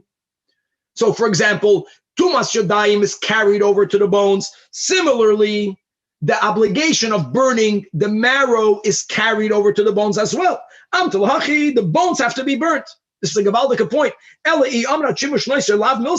Why do you have to burn them? Now, the premise of the kasha is maybe you only may not break the bones of a Pesach when it is halachically kosher.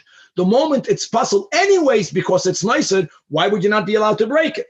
Now, we're not saying that you must do that, but that should be an option. Nitberinu, break the bones now. Una chalza, chalitza, remove the marrow. And taka the moyach, which is basad, v'nisrefei. But the bones garnished. Bones you don't even have to bury. When we mentioned in last year, the end of Tamura, there's burning, there's burying, garnished. V'nishdinu l'didu. The fact that the Mishnah doesn't give that as an option, that's gavaldik. That's a proof to Rabbi Yitzchak. Elalav shmamina, that shimush noiser milsi, it's halachically a factor, and therefore, since it held the basar in it, and the basar has to be burnt, you got to burn the bones as well. Upa zok the Gemara nisht. Amri, they said in the yeshiva loy mitan aleph loy lo memelach shimush noiser lav milsa. Yeah, Rabbi Yitzchak has this right, but our Mishnah doesn't prove anything. Eloma, you know why the Mishnah doesn't allow you to remove the marrow even after it became noiser? I'll tell you why. Because when the Torah uses the words boy, the etzem loy sishberu boy doesn't only mean that there is a lav to break the bones of the Pesach when it is bekashed. Even now that it's possible, you still may not break it. You have to only burn the marrow. You have to burn the bones as well. Says the Gemara, hold on. How can you say that? Tomorrow, God willing, we're going to learn a Mishnah Naf Pei Dalid. State in the Mishnah, if a person left over meat of a Pesach, that is tahor. Or if someone broke a bone of a Pesach, that is invalid. He's not soifik esor boyim. Clearly, we're going to learn more tomorrow, but the Mishnah is clearly saying the second statement that once the basar is invalid, Tomei, you're not going to be chayiv malchus. So again, the Mishnah should be a right to Rabbi Yitzchak. So they want to know, like Hashem, Kan is today, Kan is Pegimel. Our Mishnah is speaking about bones that has marrow, Shahoy Soloi Shasa Koisher. In other words, before Noisar, before it was overnighted, that marrow was kosher, was tahor, the owners were tahor. It theoretically should have been consumed. So once it has a shasa kosher, we are standing our ground. Even now that the meat became puzzle, you may not break the bones. The etzem le'sishburu boy is not only bekosher, it's a fil b'puzzle. But kan daf pedalid tamei, if there was never a shasa kosher, which means that you were never allowed to eat it. So then the prohibition about breaking the bones never took hold. You can't break the bones, you can't eat it. So in such a case, you are allowed to break the bones, or at least you're not going to be chayiv malchus. Says the Gemara, man, Tana, who is the author? Who's the Tana, the Shonali that does differentiate? Ben shloisele shasa kosher, ben shloy shasa kosher. So says the Gemara, that follows the Tana of Rabbi Yaakov, the Tanya. On this din, on the din of Pesach, when it says in Parshas Boy, the etzem loy sishberu boy. So says the Tanakama, boy is only bekosher, but boy is not bepasul punfaker, that once Koren Pesach is invalid, you can break it. There's no prohibition. Rabbi Yaakov says it depends. If there was a time when this bone was theoretically, I'm saying theoretically because whenever there's marrow in a bone, you can never break the bone. And now it became a noiser. So since it was prohibited to break the bone, that issur continues. The nifsal yesh boy mishum shviras etzem, which is the case of our Mishnah, which explains why our Mishnah says you got to burn everything, you got to burn these bones. However, Rabbi Yaakov says lo yoyis l'shas kosher. For example, whatever the owners died, you shechted it with a machshava shaloi l'shma. All the reasons why the carbon was never valid. Then there's, to begin with, never the lav of shiros etzem, and Abshimon goes even more against the Tanakama, but more than Rabbi Yaakov. He says that echad zeh ve'echad zeh Ein boy mishum shvira so etzem. He holds that no matter what circumstance, once now the animal is puzzled, then you can break them open and remove them. And by the way, according to Rab Shimon, just to know, according to Rab Shimon, by a Korban Pesach, he's not saying that you can't burn the bones, but it's good to know that you have to break them open, you have to remove the marrow, you have to burn the marrow, and the bones, according to Rab Shimon, could always be discarded. It's good to know this Rab Shimon for a brayso we're going to have at the end of the Amid. Such a sheet. Says the Gemara. Okay, now that we couldn't prove Rabbi Yitzchak from our Mishnah, it's not the end of the world. Now we're going to challenge the sheet of Rab Shimon. This concept of, since it was mishamish, right? That hoil v'nasis basis l'davar ha'asur, so the dinim of what is in it carries over to the bones. Meisvei, it says in a brayso, kol atzmois hakochim, any bones of kochim, ein tu'unim sreifa. It's very important. They never have to be burned. They never have to be burned. What can you always do? You can always discard them. Says the brayso, chutz ma'atzos ha-pesach, other than the bones of Pesach, mipnei atakolom. Oh, there you do have to burn them. You do have to burn them. Why do you have to burn them? Because what will be the alternative? To break them open, something bad can happen. You might break them when you're not allowed to break them. Now let's analyze. If we're speaking about bones that have no marrow, then why do they have to be burned? And no one debates that. Elapshita, this brayso is referring to the isbuhu moyach. Okay, now let's take the din of Rabbi Yitzchak. The isal kadaita, that shimush noiser, anything that's serving noiser, is a factor, is a milsa, atzmois kachim, all atzmois kachim. Forget about the Pesach. Why don't they need to be burnt? There was marrow in it. You needed to break it open prior and to eat the marrow, and you didn't. So it became noiser. The bones are holding noiser. So then you have shimush noiser. Milsi. How can the brayso begin by saying kol atzmos kochim ein tom sreifa? Is that ayah that the shimush noiser is lav milsa?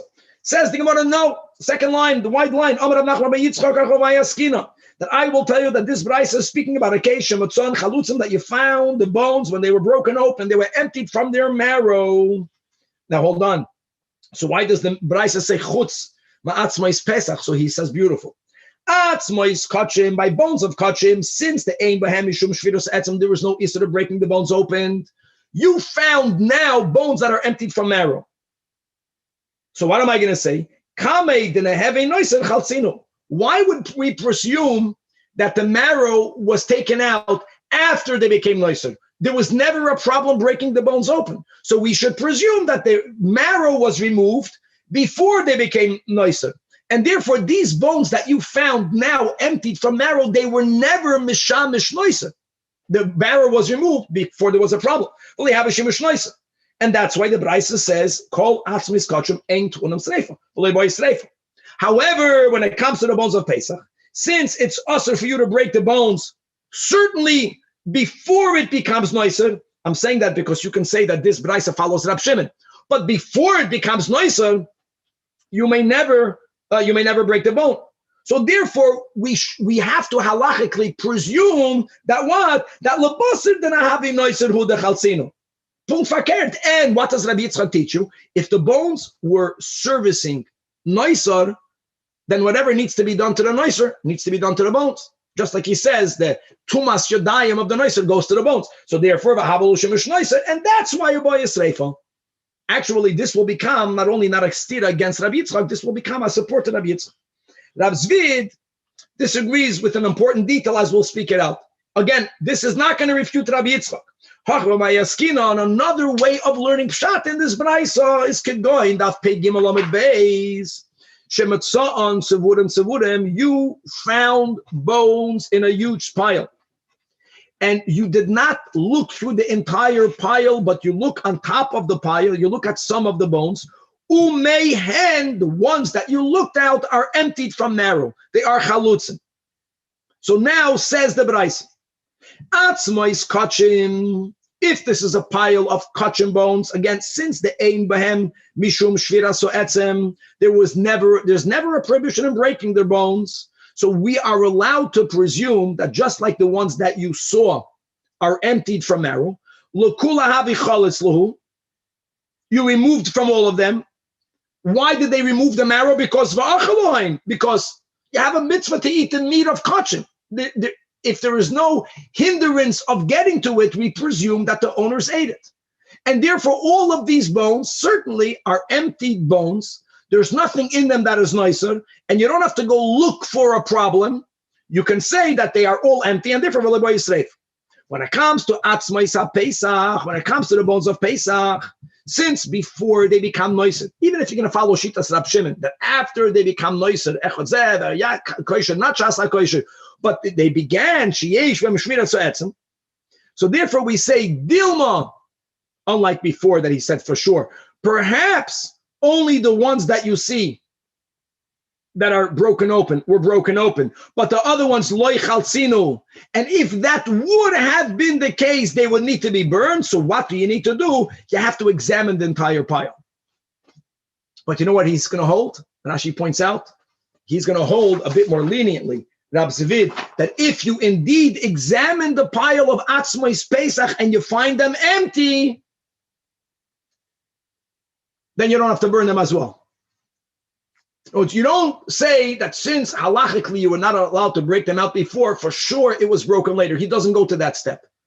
Bottom line is that this braisa will not hold that shimush noiser lav milsa, shimush noiser yes milsa. Yes milsa. And you don't have to burn atzmais kachim because they were never shimush kachim. And by atzmais Pesach, you have to burn them either because they for sure were meshamish noiser, or you have to at least verify whether they are emptied. You cannot presume they are emptied. And if they're not empty, then you have to burn because there you have shimush noiser milsahi. And if the bones had marrow in them after the marrow became noiser, just like Rabbi Yitzchak says, the bones are matamas hayadayim. Same thing. Bones that are meshamish noiser also have to be burned themselves, even if you were to remove the marrow after this point. Says the Gemara, Amar Rav Yehuda Amar Rav. Now we're going to go on to the next din of the Mishnah regarding the sinews. The Mishnah gave 3 cases. Bones by the Koren Pesach will become, bones with marrow will become noiser. Sinews will become noiser and noiser. If God forbid there was noiser. So says Rav Yehuda Amar Rav, I want you to know, Kol Agidin Basar, all sinews in an animal have the halachic status of meat. For example, what does that mean? Right? We have a Koren Pesach. You have Minuyin. Everyone who registered has to eat at least a kazayis, right? What happens if there's so many people that in order to give everyone a kazayis, you have to include the sinews? Good, gesund hate. Sinews are basar. If a Jew ate the kazayis of sinews, aside of the ones in the neck that we'll mention, he ate the mitzvah, he ate basar Pesach. However, chutz migidei tzavar, but the sinews in the neck are very, they're not edible, and they don't have a status of basar. End of quote. Rabbi Yehuda Amar Rav. Freti Gemara Upa says in our Mishnah, and now we're focusing on the gidim, and if God forbid there was noisor, so then you have to burn noisor. So the Mishnah told you that you can burn them on the 15th. Yisrefu b'tezayin. Now the bones we spoke about, that's very simple. We may not break the bones. When they're kosher, no one says that. The Torah says, so we know from the outset, this is what God is telling us, that the marrow in the bones will become noisy and they will have to be burnt. Okay, not on the 15th, on the 16th. But Hanegidem, why does the Mishnah give as a standalone category sinews? If Gidim are referring to stam the Gidim that are edible, that it's like the basar, that eat them up. And if they eat, and if you didn't eat them up, so that is noiser. So the Mishnah should have said atzomais and noiser. There's nothing unique about Gidim. Ella, for sure. No, we're going back to the Gidei Tzavar. Gidei Tzavar, they're not edible. They're very hard. But if Amra, that's the Aleph. Amra Bishlam Basanino, even though, yeah, they're hard, it's not pleasant to eat them, but halachically it's called meat. That's why they have to be burnt, and that's explaining the Mishnah beautifully. Why are we giving Gidin a standalone category? Is because we know from, just like we know that the marrow in the bones will not be eaten, halachically you can't get to it. we know that the gidei tzavor won't be eaten. Won't be eaten, not because you cannot, because it's very hard, but you'll have to burn them. And guys, that's the klal. The rule is anything that was edible, if it was left over, becomes noisa. Something that is halachically not part of the animal that needs to be eaten can never become noisa. But if Rav is correct, Elyahu amrat lav basar, sinews of the neck is not flesh, right? You can't use that to be yoytze your mitzvah.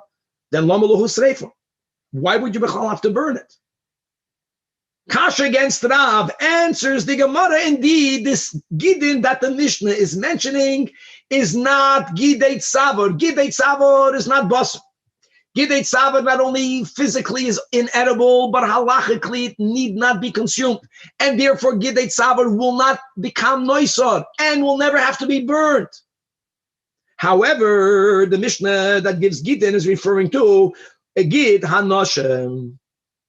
Now, 1 second. Oh, we're getting a picture. Yeah, shkoyach. Now, hold on. Guys, don't forget this klal. Any part of the animal that may not be eaten itself, not like marrow and the bones may be eaten, it's just you can't get to it. A part of the animal that may not be consumed will never become noisa. So it doesn't fit. It does fit. Because our Mishnah will follow Rabbi Yehuda. And we're chulin, the Tanya, like we learned, Rabbi Yehuda says that the Torah's prohibition of eating the gid hanoshe ein noig ela ba'achas. It only refers to one of the sides. And listen to these beautiful words, v'hada'as machra'as. Literally, it means, and logic leans. It's most likely that this refers to yamin. It refers to the one to the right. And like we mentioned already, that really, in Chul and Daf Peites, there's a machlokes what this means. We're going to read that in Rashi in a moment. But before we get into that detail, so biblically, one is allowed to be eaten. De facto, we will not eat anyone. We'll see in a moment why. We're not going to eat anyone because we don't know for sure. But one of the two sinews will become noiser. It's only that which may not be eaten can never become noiser. The one that could be eaten, but because we don't know for sure, we don't eat it, but that's on us. But then both of them are suffix noiser, and that's why the Mishnah says it has to be burnt. Now, that only goes according to Rabbi Yehuda, because according to the other Tanaim that hold that both Gidim are Asur Bahana, so none of them have to be burned. So why would the Mishnah speak about Gidim as a standalone category? The only problem is that in the Shita of Rabbi Yehuda, we have these two options. Does Rabbi Yehuda mean Hada'as Machra'as, that the Torah, Das Torah it's the right?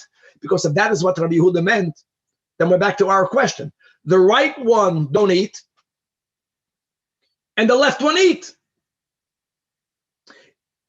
It must be that Rabbi Yehuda saying Hadas Machras is not Das Torah. We don't know. We presume it's the right one. Oh, but we don't know for sure. So we're not going to eat neither of them, which is why you're going to have Gidin, but they're going to be nicer.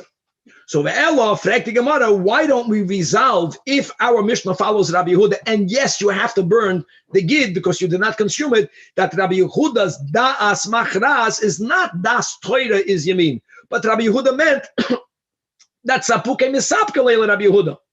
Because the Mifshat Pshitale, if the Pshat in Rabbi Yehuda is that he knows Das Machras is Das Torah, so then we're back to the Kasha. Ahida Torah, if Torah says don't eat the right, then the left one eat. And the Isur one, you're going to discard. You'll never have to burn it. The one that you may not eat does not become noiser. Now, before we go on, being that Hashgacha Prat is at least for a couple of daf ahead, but we're learning this right after Shabbos. Yisroi, remember we spoke this out over there in Chulin. What's the right and the left? The right and the left is Arem, is what happened. The Malach displaced the sciatic nerve of Yaakov Avinu. And it wasn't really his, it was from his descendants. There was a certain weakening that the Sarei Shel Esav was able to chap onto Yaakov, which is that in his descendants, which are us, that there's a certain weakness. So the right and the left goes to the right tablet and the left tablet. The Ben Adam Lamakim, Ben Adam Lachaveiroi, which is Gavaldik. And Taka, historically, the left tablet, Yidden Ben Adam Lachaveiroi, all the Yidden are very good. We can always be better and we should be better. The weakening that sometimes manifests because of Galus is the Ben Adam Lamakim, keeping Shabbos, all the Ben Adam Lamakims. So that's if that would be the das Torah, that it was the right side that got weakened, that is where there's a weakness. The emes is that once a person, God forbid, becomes weak and then in Adam Lamakayim, they become weak. It's just a matter of time in Adam Lachaveda. There is no, it doesn't go on. It's not sustainable. But coming back over here, so why Rabbi, did we can I not? ask you a question? Yes, quickly. Can you just recap what was the conclusion? Was it, do we know whether it's deraisa or? So l'cha'oira, ours should prove that we don't know that it's doiraisa. Because if Rabbi Yehuda, and our Mishnah is Rabbi Yehuda, if our Mishnah would have known that the right one may not be eaten, the left one may be eaten, then eat the left one. So it's machlokas. No. So therefore, l'cha'oira, it's a kasha. Why did we have in Chulin Tzadik Tes a debate, this Shitas Rabbi Yehuda? Why do we not resolve from our Gemara, from our Mishnah, that Rabbi Yehuda certainly meant that there's a doubt? Rabbi Yehuda didn't know which one, which will explain why we won't eat it, because we don't know. Because if we taka know, according to Rabbi Yehuda, you can't eat the right, but you can eat the left, then eat the left. Why would the Mishnah write Gidin? So the Gemara says, Amar Rabbi Bar Chinon, I'll tell you why it's not a kasha. Let's go that Rabbi Yehuda means that we know you only may not eat the right, you may eat the left. But what were to happen if after you did the nikur, you removed both sinews, the right and the left? The right you may not eat, you were planning to eat the left, and they got mixed up. They look the same. That will be the case of the Mishnah. Now you don't know, you can't eat any of them. So the Mishnah says you have to burn both of them, because one of them became nicer. That's one answer. Rav Ashi says that our Mishnah's mentioning of the Gidin is nitzracha elo l'shamnoi the Gid hanashe. Oh, in other words, you don't have to say that our Mishnah only follows Rabbi Yehuda. Our Mishnah follows everyone. You can't eat either sinews. But when God prohibited the Gid hanashe, God was not referring to the fats that are directly around and above the Gid hanashe. And indeed, the Tanya, shamnoi is mutter. It's only that Yisrael kedoshim heim, because of our behaving in a way that we remove ourselves from that which is even permitted, and v'noyhagen by iser, so we will not eat the shamnoi, so that's going to become noiser. Now you have a very interesting concept. According to Rav Ashi, when a Jew does something because he's holy, that means he's acting beyond the letter of the law, he's allowed to act kedoshim even if he's going to be creating noiser. The value of being kedoshim trumps the isur of noiser. That's something that Ravina disagrees. Ravina cannot subscribe to that. Ravina says that if something is only yasser midrabanan, then we can't eat it, even if it means we're going to be making noiser. That's the koyach of the chachamim. Sheval tasa. We have that. My many rabbinic don't blow the shofar on Rosh Hashanah. Shchali is b'Shabbos. But if it's only Yisrael kedoshim heim v'noy haminig, that would not trump. Then by the Koren Pesach, we would have to eat the fats. So coming back to our Mishnah, not making our Mishnah only follow Rabbi Yehuda, with this, you can say a doicheg, that shehukru, ula b'seif nisarvu, Ravina oimer b'chitzoin. Another detail in Shlomo's Gavaldik picture, that you have the inner nerves from both sides. They go on the bone, and then you have the outer sciatic nerve. The outer sciatic nerve is not a minig, it's asur midrabanan, but now we have the same concept. Asur midrabanan means, since biblically you are allowed to eat it, if you don't, it becomes nicer. We are not allowed to eat it, even though we know we're creating nicer. This is a classical sheval tais. Uchad Rabbi Yehuda Shmuel, really base gidenen. Each side has two sinews. The inner one, the one that's close to the bone, is prohibited to consume biblically, and v'chayav and olive. Malchus, right? Chitzoin asamach lebasar asur, but the ein chayav and olive, meaning it's only asur midrabanan. An isur derabanan will not allow us to eat it, and therefore it will become noiser, and therefore just like the marrow and the bones, you can't break the bones. It will become noiser. The outer gidin of the gid hanosha will become noiser. Can't eat it. Asur midrabanan. It becomes noiser because biblically you are allowed to eat it. And that's why the Mishnah says they have to be burnt. And again, the point of our Mishnah was to tell you, when do you burn it? You can't burn it on Yom Tov, you have to burn it on the 16th. Let's move on. Chal Tezayin, and then the Mishnah says, and if the 16th is on Shabbos, then you don't burn it. We'll burn it on Sunday, 17th of Nisan.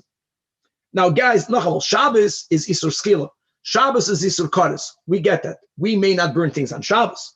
But Yom Tov, l'chu'ura, the Isur of Yom Tov is only a lav. So fragt the Gemara, V'amai neisa asay, the positive commandment of burning noisar, v'yitcha lois asay, esadoicha lois asay, right, that whole sugi in the beginning of Yevamos. Answers the Gemara, Amar Chizkiya, v'chein tonan v'chizkiya. Chizkiya said, or there was a braisa that was taught in his yeshiva. Since it says, Amar Kra, listen to these words. Regarding Korban Pesach, Lo soisiru mimenu ad boker, don't allow for any part of the halachically kosher Korban Pesach to remain intact, to remain uneaten until the morning.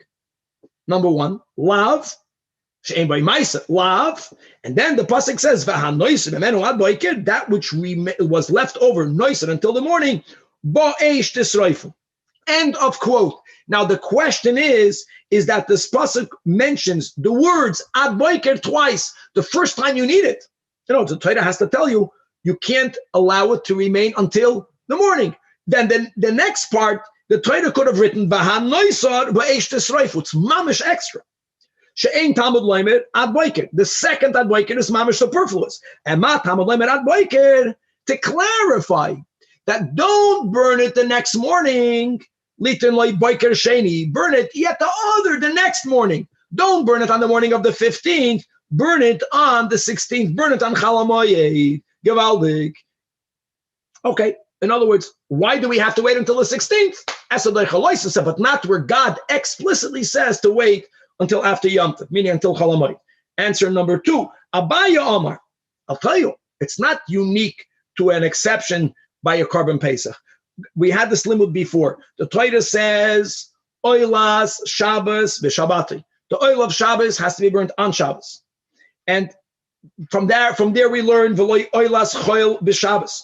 An oil of a weekday may not be burnt on Shabbos. V'loi Oilas Choil b'Yom Tov. What does that include, Chaz? You remember? You know what that includes? That when you bring a carbon, before Korban Pesach, if a carbon is brought, the Talmud is brought, carbon is brought. So the zrika has to happen before Shkia. But the hekter chalavim ve'evarim that day, mitzvah on that day, but you can bring it at night. What happens to all the karbanis that are brought on Friday? Or karbanis that are brought on Erev Yom Tov? So there is a din that over there, even though the carbon was brought on Friday, and you can therefore normally extend and burning at night, you may never burn any part of a carbon of the weekday, not on Shabbos nor on Yom Tov, even if we're speaking about a communal carbon. Even if we're speaking about a communal carbon like the Talmud of the morning and the Talmud in the afternoon, that is shchita. Oh, everything is done on Shabbos. Yeah, the oil of Shabbos is doicha Shabbos, b'moyadei, but not a oil as achel is doicha Shabbos. And therefore, when do we shech the Korban Pesach? Halt cup. We shech the Korban Pesach on the 14th, which means that all of the chalavim and the evarim are burnt when? They have to be burnt dafka on the 14th. So if the chalavim have to be burnt on the 14th, what are you telling me? That you're going to burn the noisar on Yom Tov? The mitzvah of burning the chalavim may not be burnt on Yom Tov. Well, and that going back, remember that whole sugya that they made a census and they took out the kidneys. And then the Gemara said it needed to be burnt right away, not only burnt in its entirety. Everything was burnt. It's amazing how many korbanos were burnt. All of it was burnt on Erev Pesach. Okay, and Rabbi gives answer number 3. Rabbi Amar, I'll tell you, Amar Krad says in the pasuk, this is the pasuk from where we learn that oichel nefesh override Shabbos. That hu levada yei aselochem. Oichel nefesh, food preparation may be done on Yom Tov. So say Chazal, the word hu, it, means what may be done on Yom Tov, even if there's, so to say, you're doing a malacha, the food itself, but v'loi machshirov, any preliminary, any part of food preparation, that if you would have done it before Yom Tov, it would have been just as fresh, just as good. Harvesting the flour, grounding the grains into flour. You could have done it, that does not override. Only the food itself overrides, and the levadoi, mamish extra, right? Torah says, "Hu yei asalochem." Only levadoi daf pei dalet v'loy mila shaloi b'zman haba b'kalu chaymer. Masechta Shabbos Kuf Lamed Beis. Without the word levadoi, you know what we would have said? That if there's a baby that is not yet circumcised, even if it's not on the 8th day and it's on Shabbos, today you can make the circumcision. You would have made a Kal V'chomer to come and say das vos that you do it on Shabbos. Now let me say the Kal V'chomer. There was these 3 steps, putting one on top of the other. We made those charts on our own when we learned Masechta Shabbos. We begin with Tzora'as and Avodah. A kohen that has halachic leprosy may not do the Avodah. Now you can argue that there's a simple solution to the kohen. You know what the solution is? Cut out if the amount of halachic tzoras on his flesh is little, and you can cut it off. And the kohen wants to do that. He won't have tzoras. He'll do the avodah. A kohen is not allowed to do that, which means that the love of removing a sign of tzoras trumps is more important than the kohen doing the avodah. So you gotta, tzoras is over avodah. Now remember that, but let's shelve it and let's go to another din. Avodah Shabbos. Now, guys, I know that not all avodas can be done on Shabbos, but let's speak about a carbon sibur. You shechted the carbonis sibur on Shabbos. You did avodah. Avodah is stronger than Shabbos. The 3rd chart, mila shaloi bizmano tzoras. If on the orla there is a sign of tzoras, you are allowed and you are obligated to make a circumcision, even though you are cutting away the tzoras, which is normally prohibited. So once you have these 3, now you make a whole building. If tzoras is doicha avoida, if avoida is doicha Shabbos, if mila shaloi bizmano is doicha tzoras, so then mila shaloi bizmano should be doicha Shabbos, because something that's doicha tzoras is doicha avoida is doicha Shabbos. So that which you're putting on top, mila shaloi bizmano, should have overruled Shabbos. However, the Torah writes livadoi. The word livadoi is coming to tell you this din, that when Mila is doicha Shabbos, the baby has to be born naturally, and it has to be on the 8th day. Now, what does that have to do with our Mishnah, Chevra? We need our teacher Rashi. Look inside Rashi, 7 lines from the top of the Amid. So says Rashi that burning, I'm reading Rashi, 7 lines from the top. The gabesreifas psul kachim, nami kimila shaloi bismana. How are they the same? Just like if today is not the 8th day, you're not doing the mitzvah of Mila Bismana, but you're doing a mitzvah. But if you don't do it on Shabbos, you're going to have the same mitzvah tomorrow. And indeed, the Torah is telling you, do it tomorrow, don't break Shabbos. Same thing over here. Mila Shaloi. This is like Mila Shaloi Bismana, because when you have kachim that are puzzle, noisad, if you don't burn it today, you can burn it tomorrow. So burn it tomorrow. Wow. So the same limud of Levadei that Taka teaches us, that Mila Shaloi Bismana is not doicha Shabbos, we are allowed to apply the concept of Mila Shaloi Bismana is not doicha Shabbos and not doicha Yontif. And the same thing will be over here, that even though normally Esa doicha loisasa, but you're not losing the mitzvah. Don't burn it today, burn it tomorrow. And the final answer, the 4th answer, the whole kasha is not a kasha. Your question is that there's a principle, Ese doicha loisasa. But you know what? Yontif is not only a loisasa. When the Torah uses the word Shabbosain in Parshas Emor regarding Yontif, Rav Ashi understands this to be a positive commandment of resting. No, resting isn't only not working. There is a positive mitzvah of resting. And you break that, not only the law of don't do malacha, you break the Shabbosain by violating a hair burning, something that's not a chol nefesh. Rav Ashi says Shabbosain the Yom Tov is also an asay. Burning noiser is an esef, but the ein esef doicha loisase ve'asay. It's almost like the esses, they cancel each other out, and now you have the lav, and therefore you can't burn it on the 16th, and certainly if the 16th on Shabbos, that was never even a kasha. You can't burn it on Shabbos. You have to wait until the 17th. Gavaldik Chevra, to be continued. Guys, we got to enjoy this, because before we blink, we'll be up to Arvei PESACHIM, and that will be the end of all this fun. Good. Thank you, Rabbi. Have a great day, Chevra.